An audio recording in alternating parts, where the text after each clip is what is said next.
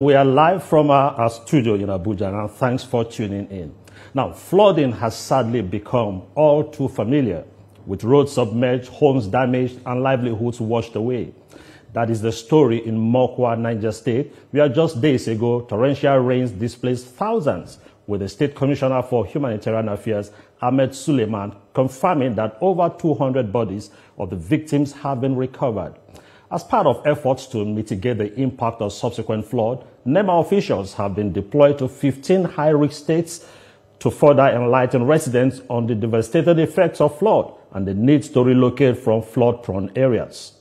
According to NEMA, it is regrettable that many victims of the 23rd of May flooding built their residencies on areas prone to flooding.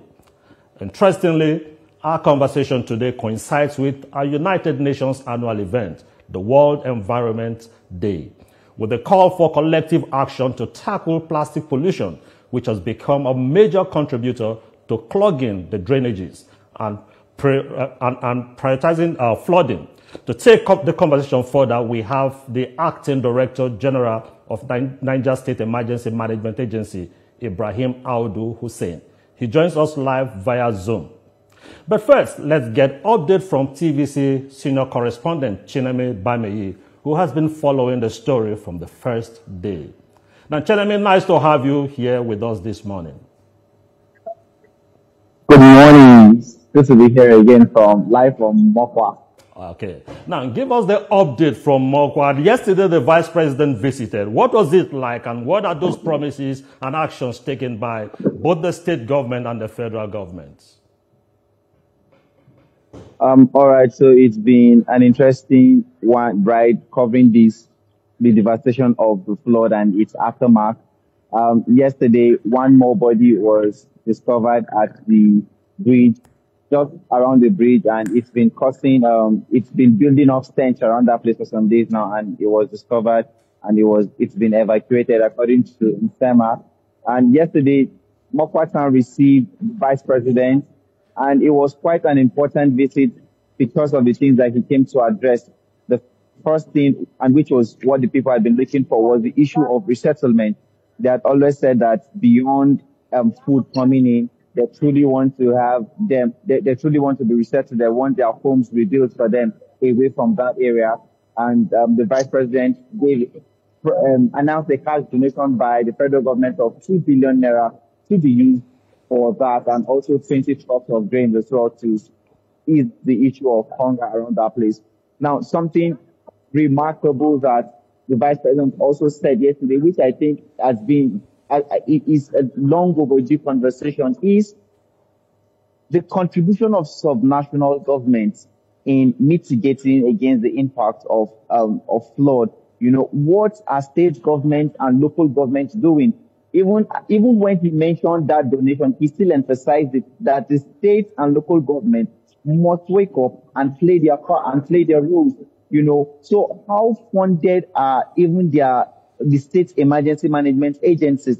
So when you have disaster issues like this, before NEMA, which is the federal body, comes to the rescue, the state emergency agency must be able to provide some level of support or some level of aid, at least before the national body comes, so that when bodies like NEMA come in, their role will be complementary. So I think this is where we have gap funding, and I think it's a conversation that should be taken up. Let's look at this other aspect. The last time we had you on this particular program, you talked about the IDPs. IDPs are not in place. And the government tried to explain that, look, it is not like the IDPs, but they have them moving to maybe their family, the homes of families and those that were not destroyed. Now, talk to us. The 2 billion that has been released to take care of residents of Mokwa that have been affected. Is there any update on the data that government is having that will help in ensuring that this 2 billion gets to the very right people, and we don't lose it down the drain?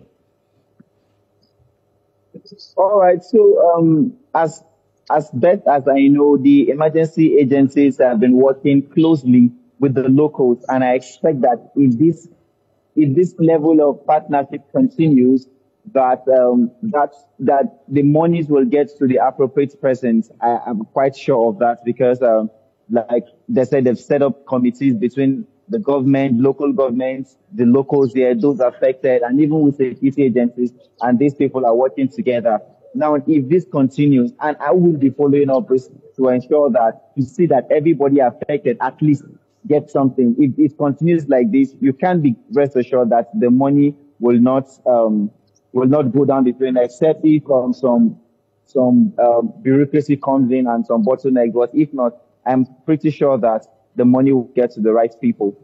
Also, And also again for the also for the IDPs and the camps. Just yesterday we saw that the camp was beginning to take shape at a particular primary school, and the other one at Bakwetu is beginning to take shape because supplies are beginning to come in. We saw that mattresses were being supplied even by Hyperdeck and the state government and NEMA. We saw that food is now coming in. So I'm sure that in the coming days, the IDP camp will properly be functional. But what I've always been concerned about is we hope that the people are not forgotten there, that these monies that have been made available will be judiciously used in quick time so that the people can move into their permanent residence.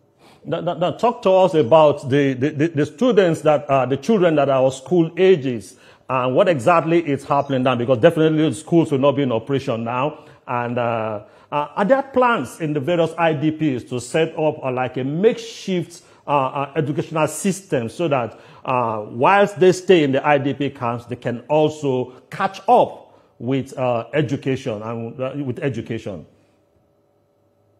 All right. As best as I know, especially in Niger State, I don't know if it's the same as obtainable elsewhere. Once the IDP are staying in a particular school, their children are offered education in that same school. I've seen that happen in Guada, in Shioro. They are offered education in that same school. But something else that is a matter of concern is the fact that schools are being used as IDP camps. I don't think that's how it should be. Camps should be set up outside of this facility. Okay, just hold your thoughts there. Just hold your thought. I'll come back to you. Let me quickly speak with the Acting Director General of the Niger State Emergency Management Agency, Ibrahim Audu Hussein. Mr. Hussein, nice to have you here. Thank you, and good morning, Nigeria. I'm happy to be with you. Good morning.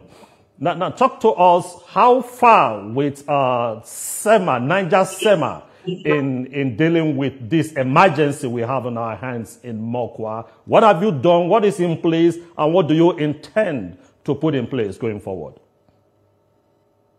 Thank you for that question. I want to tell you that, as you can see,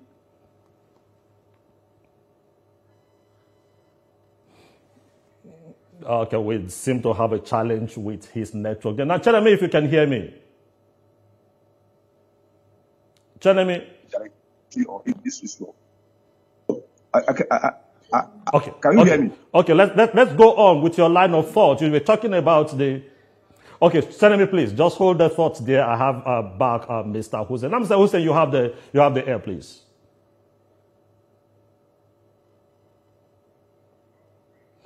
Okay, we're having challenges there. Now, let's quickly go on the break now. Flooding in Niger State, Mokwa precisely, and we had our senior correspondent there, Chinemi Babeyi, and also the Acting Director General of the Niger State Emergency Management Agency, Ibrahim Audu Hussein. Now, Mr. Hussein, if you can hear me, you were articulating a line of thought the other time. What exactly are you doing in this circumstance? Okay, as I said earlier, that it's very, very massive, and the governor has directed all hands to be on deck. We have all the senior officers that are concerned. I've moved all of them to Mokwa, and each segment of the issue that need to be addressed is being addressed departmentally, and as such, all hands are on deck to ensure that these people are adequately taken care of. The food supplies.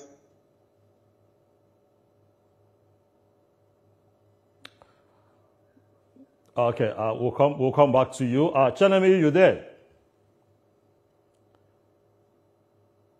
Chinemi? Okay, while we work at getting. Okay, send me. Let me can have hear your you thoughts. clearly. Okay. Yes, I can. Okay. All right. Go ahead. Yeah, Chenemy, we're just talking Okay, so with I the. was talking. Okay. Okay.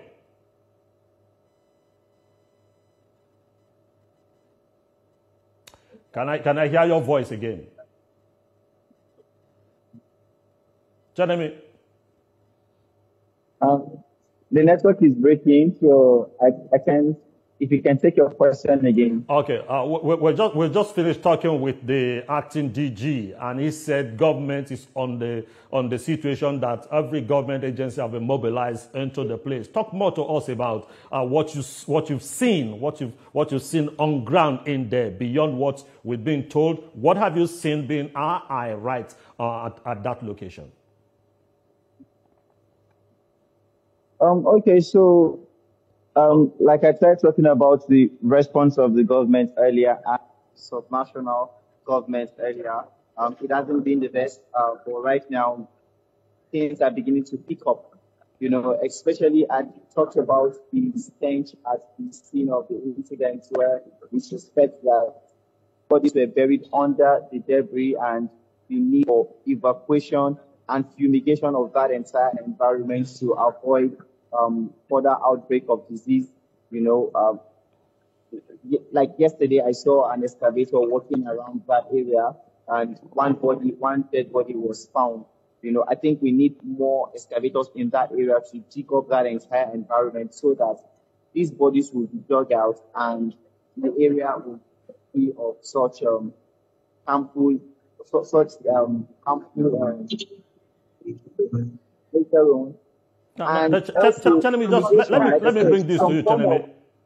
Whilst there was a report that the government said that unfortunately that the people built their houses on flood-prone areas, and also that is why and they're refusing to move to safer terrain when the warning was given. Talk to us. Having spoken with some of the residents, what are their fears? And do you think government has done enough to ensure that houses built on flood-prone areas are taken care of so that we don't have this kind of situation again?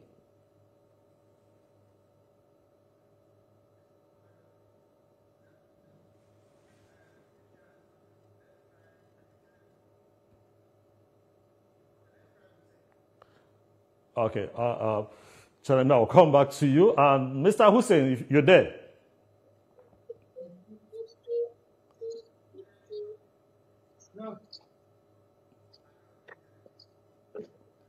Actually looks like a valley compared to when it looks like a valley compared to the other houses in that area, you know. So it's for water, like a water channel actually.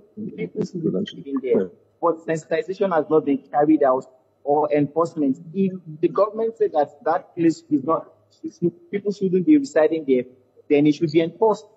It should be enforced. The people told me that they want to leave. They don't want to stay in that place, probably because of this incident. You know, it should be enforced. I think that's where the gap is. And it's not just peculiar to Niger State. Everywhere around the country that is prone to flooding, we have the same recurring issues. People are not willing to move until it's enforced. So if enforcement is not done, we're going to keep having this kind of issues. This is just one out of many. Thankfully, these ones are willing to relocate. When you go to other parts of Mokwa, people that live along the riverbank, they tell you things like this is their ancestral home. Their grandfather and great grandparents were there. They gave them this land. They can't start another issue. So I believe if proper sensitization is carried out and enforcement, we will not see this kind of issues again. No, right. You rightly stated that it's not just about Mokwa or Niger State. Now, incidentally, today is the World Environment Day, and the theme for the 2025 edition actually is dealing with plastics pollution. And we understand the huge contribution of plastics to clogging our various drains. Talk to us statewide. What have you seen in helping to sensitize the people about disposing nylons and using plastics and dropping them in the drains? What have you seen so far? Yes. United States will have a peculiar issue, a unique issue, where people actually drop their dirt and plastic in drainages. When it comes to Mina, the state capital, for example, there are very big drainages built to curtail any form of flooding in that area. But people consistently pour waste into this place because of poor waste collection management system. I can see right now this government is trying the collection of waste, but not so much is being done. When you speak to these people, because sometimes I might just be jogging to the street and then I find people do that, and I reach out to them and say, "Why are you dropping?" Sometimes I find people that clean the road, see that I speak to them. Then they say that there's no drum here for them to collect their waste. Nobody's coming to collect their waste. I think a lot needs to be done. More investment should be done in waste management and collection system. There should be more waste trucks available to go into neighborhoods to be able to collect waste from people. If not, they result to dumping them into the drain, and that will continue the cycle of flooding. In fact, when it comes to Mina, there are certain drainages that you know that nothing should no volume of water should be too much for this drainage. But we keep finding flood around there when we have excessive rainfall because plastics are flooding the drains. And I think the government needs to do more in improving its waste management system. Yeah, let me just put you on hold in there. Mr. DG, I'm coming to you with this particular question. Our correspondent just talked about the drains, people's attitude, and their complaints about what government needed to do if the fight against plastics will be sustained. Now, today is the World Environment Day. Talk to us. What is your agency championing to help ensure that Niger State achieve this objective of ridding our streets and drains of plastics? DG Hussein, that question is for you. We are going to be. Yeah, you have the floor. Hello. Okay, regarding the issue of flood management, I think the state government has been doing very massively in that direction. Every year, though we have problems that, like Cheneme have said, of attitudinal people's attitude towards managing of these our drainages. But every year, the Niger State Environmental Protection Agency is being mandated and being funded to do what you call distilling of this water waste in our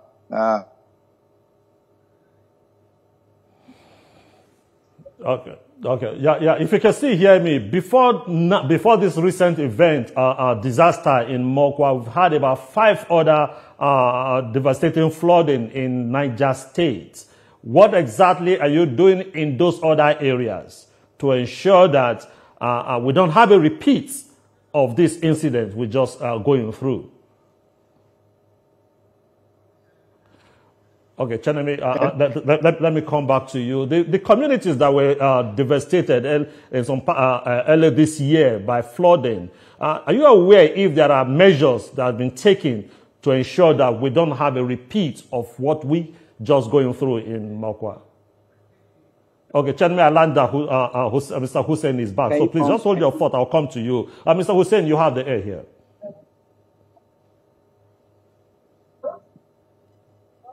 Yeah, Mr. Hussein.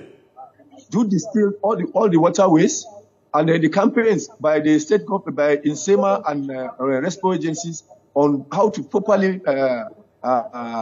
put all this the problem we're having on check is all been going on a yearly basis and timely. The Environmental Protection Agency with Human Development Board, including INSEMA and other relevant agencies, do move around this urban area to ensure that these the challenges are not blocked, and when they are blocked, with the Minister of Environment through NICEPA ensure that they are being distilled so that we don't have a recurrence of flooding every year.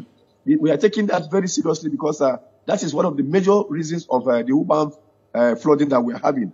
And then with the recent massive infrastructure development by the state, more drainages and more bridges are being expanded and also being reconstructed to forestall future occurrences. So the issue of flood control in the state is very, very massive. And the governor, as who was also one time a member of disaster management committee in the state prayers of assembly, is also doing. Is also very much aware of Mr. Hussein, and is taking it very, very seriously. Mr. Hussein, yes. If you said that yes. flood management is massive, that seems to contradict what yes. just happened in Mokwa. If it's massive, why would we say that it was unexpected? Meanwhile, there was warning from NIMET that we're going to have heavy rainfall, we're going to have flooding days before it happened. So if you say flood management is massive and this happened, how do we reconcile this? Yes, it was predicted that we are going to witness flooding in Niger State, some local government, Mokwa in particular, but not Mokwa town. As you can see, even the people that they interviewed for the past 20, 30 years, we have never witnessed that in Mokwa. At the same time, looking at Mokwa, it is not staying under either up or downstream any major river or any major dam. So it comes as unexpected and it's a flash flooding. And they are aware. We do normally have flash flooding like this, but not like this. It used to last maybe for some few minutes, enter people's house or those that are within the Now, Mr. Hussein, I think a lot of people may not agree that what happened in Mokwa was just a flash flood. You said you are aware, according to the warnings, that this was going to happen in Mokwa, and it did happen. What we are saying that, is it possible that we move away from what we want to do, keep talking about the rhetorics, what we want to do, to actually saying that this is what we have done, and because of XYZ we have done, this will not happen again. Is it possible that we get this assurance that with this? Yes, don't get me wrong. I said Mokwa was predicted, but not Mokwa town. We have over 50 communities along the floodplains of River Niger in Mokwa, but not particularly Mokwa town. And as I speak to you, before now, Niger State government, the governor has secured a fund to construct all the gully erosions or the erosion channels in Mokwa to reconstruct them. It was on the process of trying to do what you call compensation that this incident happened. But I'm assuring you that with the governor taking new strides and also the reconstruction and also the massive infrastructure going on in the state, most importantly, the 10-kilometer route in all the satellite towns in the state, we will never witness this again by the grace of God. Okay, we hope we'll be able to take you by that. Now, considering what has happened, and today is the World Environment Day, and the focus is on plastic pollution. Is that something you want to push before the state government to make a policy statement concerning the use of plastics, whether by shopping malls, nylon bags by shopping malls, water sachet and all that? Do you think it is high time we began to move for such restraint and caution for the usage of plastics? Very, very much. The Niger State Urban and Environmental Protection Agency, we call them NISEPA, has been the one championing that issue. They have been going around campaign, organizing town hall meetings, going to enlighten people on the danger. What we have now, most of the people are aware, but what we need now is complete enforcement, total enforcement, because some people, we need to take this into our own hands and save lives of people, because some people, even if you tell them, they don't want to even listen to you. They feel it's more convenient for them to use those things. So what the governor has asked them to do now is total enforcement. And by the grace of God, with this massive enforcement that will be going on, it will be reduced to very much. But the campaigns of the dangers will still be going on. Okay, and $2 billion has just been released by the federal government to dealing with the situation in Mokwa, and your agency will also play a role alongside NEMA in ensuring that this fund gets to the very right people. What are the strategies in place for this? The governor has set up a higher executive committee that will mobilize and work with those of us in the field. And as I tell you, our governor, when it comes to issues like this, you don't joke with them. If you joke with issues like this that concern people, most especially the farmers, your name is rest in peace. So I'm assuring you that all hands will be on deck. The governor will take charge personally on this. This is what he has always done. any issue that concerns people that are affected or are in distress. He takes responsibility personally to ensure that the money gets to the people by also supervising personally, be in the field to ensure that this is on. And as I talk to you now, this within the short period of time, you will see massive development of massive utilization of that fund, because it's going to be under the direct supervision of the governor himself, because these are farmers and he is called farmer governor. So that is number one consistency, and you will, your people will come back to give more story on the development of this. All right, Mr. Ibrahim Aldo Hossein, the acting DG, Niger State Emergency Management Agency. Thank you so much for sharing your thoughts with us. And we hope that Niger State residents will be able to take you by your words, the things you have said here today. Thank you. Thank you very much. And Chenemi Bame, thank you for doing a good job. And we know that you're going to be speaking with residents of Mokwa to find out how they feel about the whole situation. Thank you for doing a good job.